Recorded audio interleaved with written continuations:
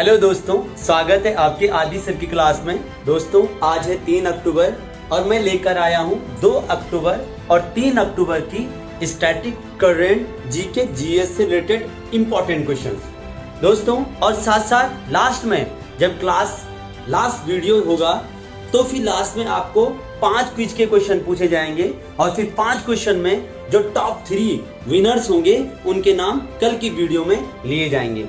शुरुआत करते हैं आज का पहला दमदार क्वेश्चन। पहला क्वेश्चन है शस्त्र रामानुजम अवार्ड 2023।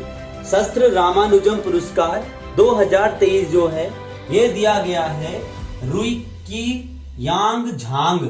ये थोड़ा सा बहुत टफ नाम लगते हैं, तो रुई की यांग झांग मतलब गणित को देखकर रोना आता है। तो रुई की यांग झांग जो है ये आपका ऐसे में याद करना है दोस्तों, ये आपके अमेरिका के हैं और कैलिफोर्निया कॉलेज में ये टीचर्स हैं मैथमेटिक्स की और इनको मिला है रामानुजम पुरस्कार 2023। दोस्तों इस पुरस्कार की शुरुआत 2005 में हुई थी और इस पुरस्कार में $10,000 इनामी राशि दी जाती है। और रामानुजम यहां पर नाम आया है जो कि प्रखंड विद्वान थे गणित के, और उनके जयंती पर गणित दिवस मनाया जाता है 22 दिसंबर को, रामानुजम जी के जन्म दिवस पर। अब टॉप अवार्ड जो मेरे को लगे कि जो एग्जाम ओरिएंटेड है वो मैं लेकर आया हूं, जैसे स्वाति नायक को नॉर्मन बेरलॉग अवार्ड 2023 मिला था, स्वाति नायक। अगला है वहीदा रहमान, इसको दादा साहेब फाल्के अवार्ड मिला है, वहीदा रहमान को दादा साहेब फाल्के अवार्ड। अगला है रवि कन्नर को रमन मैग्सेसे अवार्ड 2023। अगला है डेविड चिफरफील्ड को प्रित्जकर अवार्ड मिला है, प्रित्जकर पुरस्कार। अगला है जॉर्जी गॉस्पिडिनोवा को इंटरनेशनल बुकर प्राइज मिला है, उनके रचना है टाइम शेल्टर, उसके लिए 2023 में अंतरराष्ट्रीय बुकर पुरस्कार मिला है। ये टॉप अवार्ड हैं जो आने वाले परीक्षाओं में आपको देखने को मिलेंगे। दोस्तों आज ताबड़तोड़ बैटिंग होगी, जबरदस्त क्वेश्चंस, और फिर चलते हैं अब दूसरे क्वेश्चन की ओर। दोस्तों अगला क्वेश्चन है प्रेस ट्रस्ट ऑफ इंडिया जो है 1947 में बना था और इसके नए अध्यक्ष हैं शांता कुमार को अभी अपॉइंट किया गया है। अब मैं कुछ इंपॉर्टेंट अपॉइंटमेंट लेकर आया हूं, जैसे PIB प्रेस इंफॉर्मेशन ब्यूरो जो है 1930 के दशक में बना था और इसके अध्यक्ष हैं मनीष देसाई, इसके हेड हैं। अगला CBI central bureau of India जो है 1963 में बना था और इसके अभी हेड बन चुके हैं परवीन सूद। अगला है BARC, ये है Bhabha atomic research centre, Bhabha परमाणु अनुसंधान संस्थान जो ट्राम्बे में है मुंबई में, और इसके हेड बन गए हैं विवेक वासीन और ये बना था 1954। अगला है परमाणु ऊर्जा आयोग, न्यूक्लियर एनर्जी कमीशन जो है 3 अगस्त 1948 को स्थापित हुआ था, 3 अगस्त 1948 को, और इसके हेड बन चुके हैं AK मोहंती। अगला है लॉ कमीशन, विधि आयोग। दोस्तों विधि आयोग जो है 1833 एक्ट के अंतर्गत आया था और विधि आयोग के पहले अध्यक्ष लॉर्ड मैकाले थे और लॉर्ड मैकाले लेकर आए थे उसी समय भारत में अंग्रेजी शिक्षा, और उसी के अंतर्गत लॉर्ड मैकाले 1833 अधिनियम के अंतर्गत एक कंपनी की धारा 87A के अंतर्गत एक बहुत बड़ा प्रोविजन लेकर आए थे, बहुत बड़ा प्रावधान लेकर आए थे, जिसके अंतर्गत कंपनी में नौकरी के लिए किसी भी व्यक्ति के साथ धर्म, जाति, रंग, लिंग के आधार भेदभाव नहीं होगा। ये आ गया था 1833 अधिनियम में, सेक्शन 87A कंपनी का था और उसी को आज हमारे कॉन्स्टिट्यूशन में आर्टिकल 15 में देखा जाता है, आर्टिकल 15 में उसका उल्लेख है। तो विधि आयोग के अध्यक्ष जो थे पहले लॉर्ड मैकाले। आजादी के बाद विधि आयोग 1955 में स्थापित किया गया और आजादी के बाद विधि आयोग के पहले अध्यक्ष थे MC सीतलवाड़। MC सीतलवाड़ जो थे ये भारत के पहले अटॉर्नी जनरल भी थे, महान्यायवादी। दोस्तों अटॉर्नी जनरल जो है हमारे कॉन्स्टिट्यूशन के आर्टिकल 76 में आते हैं, जो कि भारत सरकार का एक कानूनी सलाहकार होता है, legal adviser of central government of India.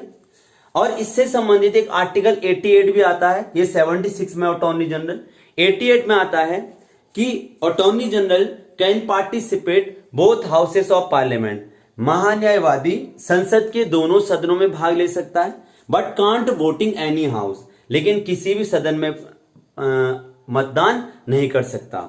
वर्तमान में आर वेंकट रमन जो है ये हमारे अटॉर्नी जनरल हैं, और एमसी सीतलवाड़ पहले अटॉर्नी जनरल थे, जो कि विधि आयोग के पहले अध्यक्ष भी थे।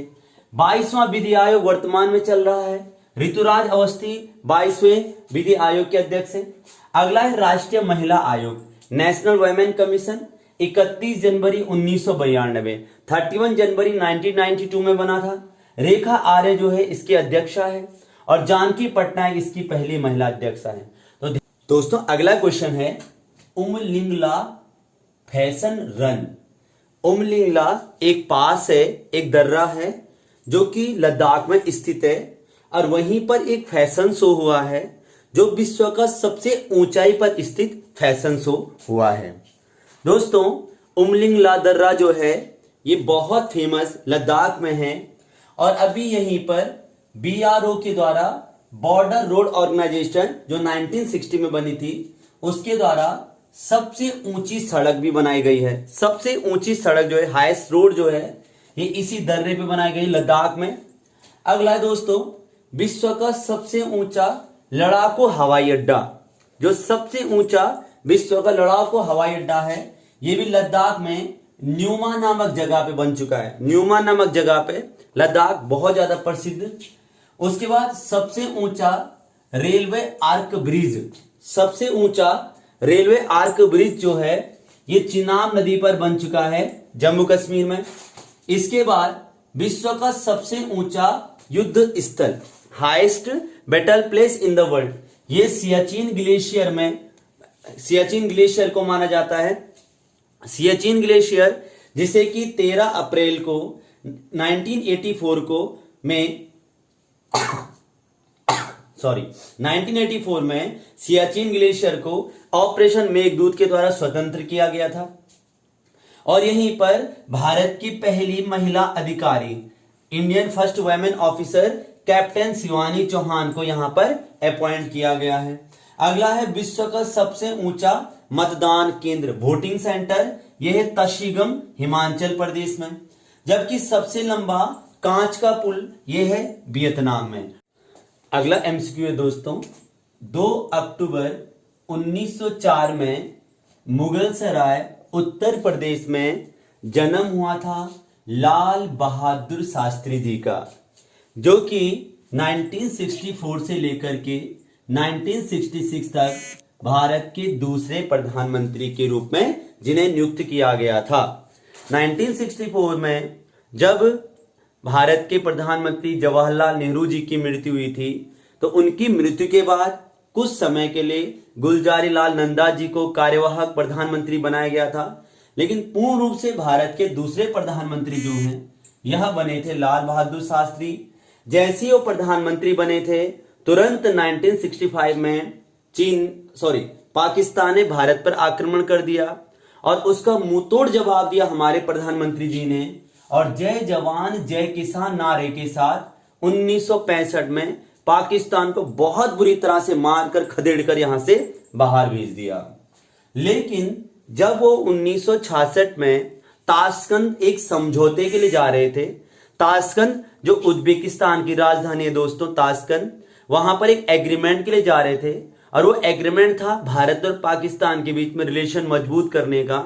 लेकिन उसी समय एक दुर्घटनाग्रस्त हो गए और उनकी मृत्यु हो गई। ताशकंद समझौते के अंतर्गत 11 जनवरी 1966 में उनकी मृत्यु हो गई।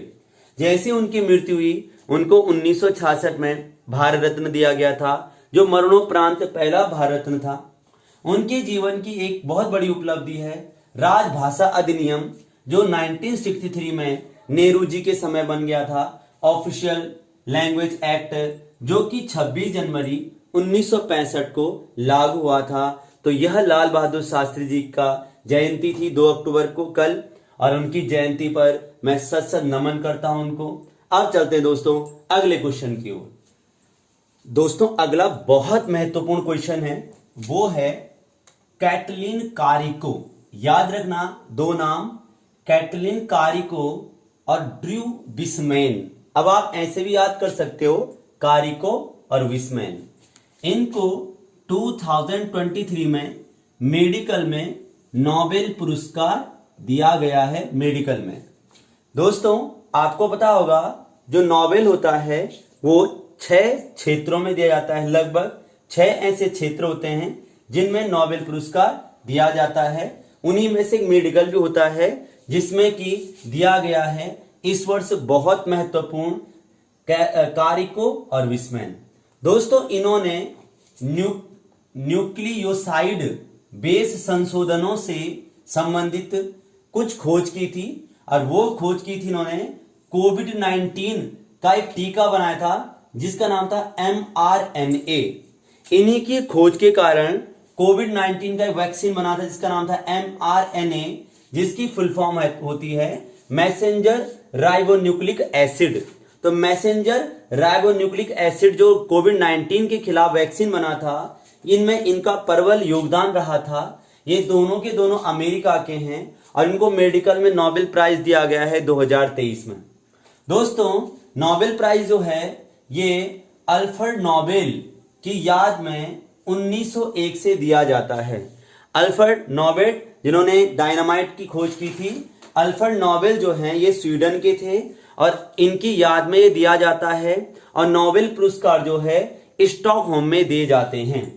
दोस्तों नोबेल पुरस्कार जैसे मैंने अभी आपको बताया कि प्रमुख 6 क्षेत्रों में दिए जाते हैं, जिसमें सबसे प्रमुख है चिकित्सा मेडिकल हो गया, भौतिकी फिजिक्स हो गया, आपका रासायनिक केमिस्ट्री हो गया, अर्थशास्त्र हो गया इकोनॉमिक्स, शांति पीस, और एक आपका लिटरेचर में दिया जाता है, साहित्य में दिया जाता है।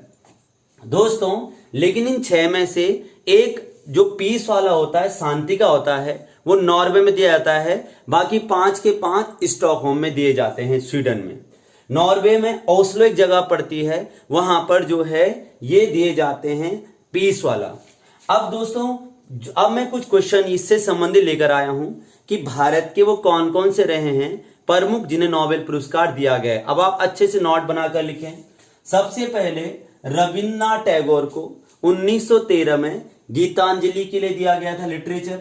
सीवी रमन को 1930 में रमन इफेक्ट के लिए दिया गया था। हरगोविंद खुराना मेडिकल में इन्हें 1968 में दिया गया था। मदर टेरेसा, बहुत इंपॉर्टेंट नाम, मदर टेरेसा 1979 में पीस में पहला मिला था इनको नोबेल। सुब्रमण्यम चंद्रशेखर जो थे इन्हें 1983 में मिला था फिजिक्स में। अगला है अमर्त्य सेन, इकोनॉमिक्स का पहला। इकोनॉमिक्स जो है दोस्तों 1968 से दिए जाते हैं, और इकोनॉमिक्स का पहला जो है ये 1998 में प्रथम भारतीय अमर्त्य सेन को दिया गया था। उसके बाद 2014 में कैलाश सत्यार्थी पीस में, जिन्होंने बचपन बचाओ आंदोलन चलाया था। इनके साथ साथ मलाला यूसुफजई को दिया गया था, जो कि पाकिस्तान की थी, जो सबसे यंगेस्ट है जिसे नोबेल मिला है 2014 में। दोनों को एक साथ मिले थे। इसके बाद 2019 में अभिजीत बनर्जी को मिला था इकोनॉमिक्स में, जो भारतीय थे।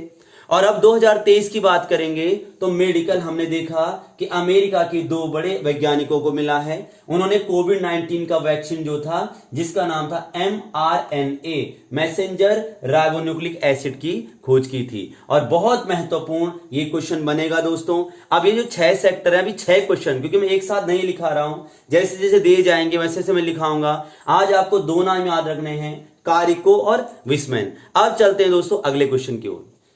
दोस्तों अगला क्वेश्चन है अहिंसक दिवस। 2 अक्टूबर महात्मा गांधी जी का जन्म दिवस, और मैं लेकर आया हूं उनसे संबंधित महत्वपूर्ण क्वेश्चन। दोस्तों 2 अक्टूबर 1869 को पोरबंदर में गांधी जी का जन्म हुआ था। उनके जीवन की सबसे बड़ी घटना 1893 में मैरिसबर्ग नामक स्थान पर हुई थी, जहां पर एक अधिकारी ने उनको ट्रेन से नीचे फेंक दिया था। फिर जाकर उन्होंने अफ्रीका में नटाल इंडियन कांग्रेस 1894 में नटाल इंडियन कांग्रेस बनाई थी। इसके साथ साथ उन्होंने अफ्रीका में टॉल स्टाई फर्म की स्थापना की थी 1910 में। अफ्रीका में ही उन्होंने फिनिक्स आश्रम बनाया था 1904 में। जबकि 1906 में अफ्रीका में उनका पहला सत्याग्रह आंदोलन हुआ था, जो कि रजिस्ट्रेशन एक्ट के विरुद्ध में था। 9 जनवरी 1915 को बापू भारत वापस आ गए थे। 1917 में चंपारण में पहला सत्याग्रह बापू का सफल रहा। उसी समय रविन्द्रनाथ टैगोर ने उन्हें महात्मा की उपाधि दी थी। अहमदाबाद मिल हड़ताल में उन्होंने हड़ताल के अंतर्गत मजदूरों की समस्या को दूर किया 1918। खेड़ा सत्याग्रह 1918 खेड़ा गुजरात में पड़ता है। खिलाफत आंदोलन 23 नवंबर 1919 को उन्होंने बहुत अहम, जो कि धार्मिक गुरु थे खलीफा, उनके अधिकारों को जब छीन लिया गया था अंग्रेजों के द्वारा, उसके लिए एक आंदोलन किया था। असहयोग आंदोलन नॉन कोऑपरेटिव मूवमेंट 1 अगस्त 1920 से शुरू हुआ था, लेकिन 14 फरवरी 1922 को बारदोली में उन्होंने असहयोग वापस ले लिया था। 1924 में गांधी जी को बेलगांव सम्मेलन का अध्यक्ष नियुक्त किया गया था। 12 मार्च 1930 को दांडी मार्च उन्होंने शुरू करा था, नमक पर जो अंग्रेजों ने टैक्स लगा दिया था उसे खत्म करने के लिए। गांधी इरविन एग्रीमेंट 5 मार्च 1931 को गांधी इरविन समझौता। द्वितीय गोलमेज सम्मेलन में भाग लेने के लिए 1931 में बापू लंदन गए थे। पूना पैक्ट 1932 में गांधी जी और अंबेडकर के बीच में हुई थी।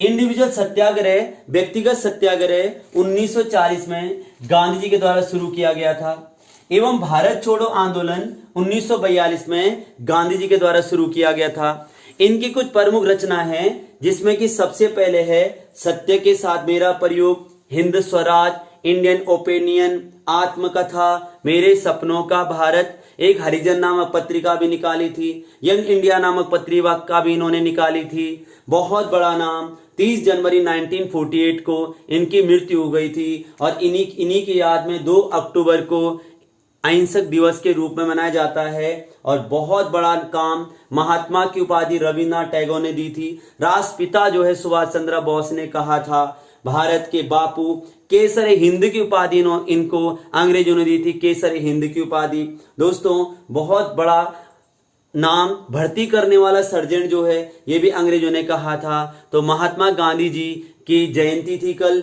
और मैं दिल से उन्हें सत नमन करता हूं। दोस्तों, आगे भी जब मैं मॉडर्न पढ़ाऊंगा बहुत अच्छे से समझाऊंगा। अभी केवल मैं कुछ की पॉइंटों को मैंने टच करवा रखा है और ये पेपर के पॉइंट ऑफ व्यू से बहुत महत्वपूर्ण है। दोस्तों, आप चलते हैं अगले क्वेश्चन की ओर। दोस्तों, अगला बहुत महत्वपूर्ण क्वेश्चन है। 1 अक्टूबर 2023 से सट्टेबाजी, ऑनलाइन गेम एवं घुड़सवार पे 28% जीएसटी लगाया जाएगा, चाहे सट्टेबाजी हो, ऑनलाइन गेम हो या घुड़सवारी पे हो। 28% जीएसटी कर दिया गया है। दोस्तों, जीएसटी लागू करने वाला विश्व का पहला देश फ्रांस था, जबकि भारत में 122 कॉन्स्टिट्यूशन अमेंडमेंट 122वां संविधान संशोधन के अंतर्गत 101 संशोधन अधिनियम के अंतर्गत 1 जुलाई 2017 से पूरे भारत में जीएसटी लागू हुआ था। पहला राज्य असम था। जीएसटी का मॉडल भारत ने कनाडा से लिया है, जबकि जीएसटी बिल का जो प्रारूप है वो असीम दास गुप्ता की अध्यक्षता में बनाया गया था। जीएसटी 5 दरों में 0%, 5%, 12%, 18%, 28% 5 दरों पे लगती है। जीएसटी अंक जो है 15 अंकों की संख्या होती है जीएसटी में। जीएसटी परिषद का अध्यक्ष फाइनेंस मिनिस्टर होता है, जो हमारे संविधान के 279 आर्टिकल 279A में आता है। जीएसटी एवं सीमा शुल्क संग्रहालय, जीएसटी एंड बॉर्डर चार्ज जो म्यूजियम है, ये पणजी गोवा की राजधानी बनाया गया है। दोस्तों, इंपॉर्टेंट जीएसटी से रिलेटेड क्वेश्चंस है। दोस्तों, इससे पहले अभी एक मिस्टेक हुई है। गांधी जी ने नॉन कोऑपरेटिव मूवमेंट जो है वह 12 फरवरी 1922 को बारदोली की बैठक में, मैंने शायद 14 फरवरी बोल दिया है, तो आप ध्यान रखना, वो 12 फरवरी 1922 है। बारदोली बैठक में गांधी जी ने असहयोग आंदोलन को वापस लिया था। अब चलते हैं दोस्तों अगले क्वेश्चन की ओर। दोस्तों अगला क्वेश्चन है नारी शक्ति वंदन अधिनियम। नारी शक्ति वंदन अधिनियम यह अभी 128 में 128 संविधान संशोधन के अंतर्गत हमारे कानून मंत्री अर्जुन मेघवाल के द्वारा लोकसभा में प्रस्तुत किया गया था। लोकसभा में यह बिल पास हो गया, फिर राज्यसभा में यह बिल पास हुआ, फिर राष्ट्रपति ने जैसे ही साइन करे तो यह 106 संविधान संशोधन के अंतर्गत एक अधिनियम बन गया, एक कानून बन गया। दोस्तों इसके अंतर्गत कुछ महत्वपूर्ण आर्टिकल मैं आपको बता रहा हूं। सबसे पहले अनुच्छेद 330 ए में लोकसभा में महिलाओं के लिए 33% आरक्षण जो है सीटों का, इसका प्रावधान है। और इसी 33 में SC/ST महिलाओं का SC/ST महिलाओं के लिए 1/3 सीटों का आरक्षण इसी में अलग है।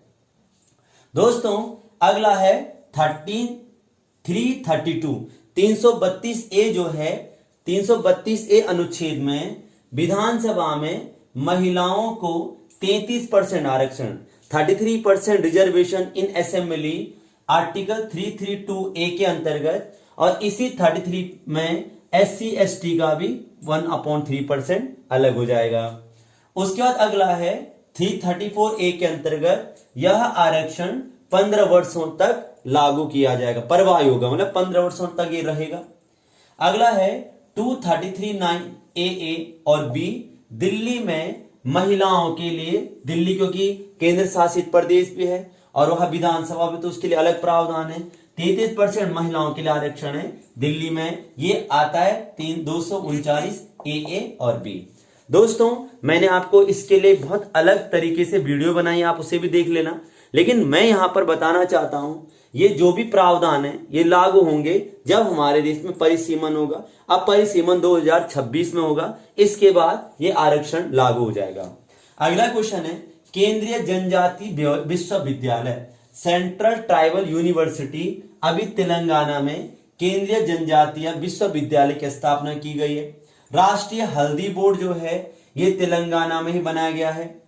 अंतरराष्ट्रीय काइट फेस्टिवल, पहली बार इंटरनेशनल काइट फेस्टिवल है, ये वाराणसी में मनाया जाएगा। तो दोस्तों आज की बहुत महत्वपूर्ण वीडियो थी, आज बहुत महत्वपूर्ण क्वेश्चन थे। और अब चलते हैं काउंटडाउन नंबर अगला, और इस अक्टूबर का दूसरी क्विज, और यहां से 5 क्वेश्चन पूछ रहा हूं और 5 क्वेश्चनों के जो आंसर देंगे प्रथम 3 बच्चे होंगे विनर। दोस्तों अच्छे से नोट्स बनाइए, अच्छे से बहुत अच्छी तरीके से नोट्स बनाइए, और आने वाले हर एग्जाम में यहां से क्वेश्चन पूछे जाएंगे। कोई भी क्वेरीज होती है आप कमेंट बॉक्स में लिखिए, और ज्यादा से ज्यादा वीडियो लाइक और शेयर कीजिए। अब वो 5 क्वेश्चन इंतजार समाप्त हुआ क्विज के रूप में, वो जवाब दें, फटाफट कमेंट बॉक्स पे जाइए और 5 क्वेश्चनों के आंसर दें। तो दोस्तों शुरुआत करते हैं आज की क्विज की। दोस्तों जो मैंने 1 अक्टूबर को क्विज करी थी उसके आंसर आपको बताए जाएंगे कल, और आज के क्विज के भी आंसर बताए जाएंगे कल। लेकिन आप पहले जल्दी कमेंट बॉक्स पे जाइए, और यहां पर पहला क्वेश्चन है पॉलीथीन बैंक जो है अभी हाल ही में किस राज्य में स्थापित किया गया? UP, MP, Himachal Pradesh, Uttarakhand. अगला वर्ल्ड इनोवेशन इंडेक्स में भारत, विश्व नवाचार सूचकांक में भारत का रैंक 32, 40, 126, 55। यशोभूमि किस राज्य में? हिमाचल, दिल्ली, आंध्र प्रदेश, कर्नाटका। 26 जनवरी 2024 रिपब्लिकन डे, गणतंत्र दिवस के चीफ गेस्ट, मुख्य अतिथि Biden option A, Putin option B, Macron option C, Jinping option D. Last 5वां क्वेश्चन, रिंग साइड के लेखक कौन है? विजय दर्रा, अमिताभ कांत, शशि थरूर, अवतार सिंह। तो जल्दी कमेंट बॉक्स पे जाइए, तुरंत आंसर दीजिए और बनिए विनर आदि सर की क्लास अक्टूबर का दूसरा विनर। दोस्तों अब मुलाकात होगी आपसे कल। उम्मीद करता हूं आपको बहुत बेहतरीन क्वेश्चन आपको मिले होंगे। तो आप जल्दी जल्दी अब वीडियो शेयर करें, ज्यादा ज्यादा लोगों तक पहुंचाएं, ज्यादा ज्यादा छात्रों तक पहुंचाएं। बहुत बहुत धन्यवाद। जय भारत, जय उत्तराखंड, जय देव भूमि।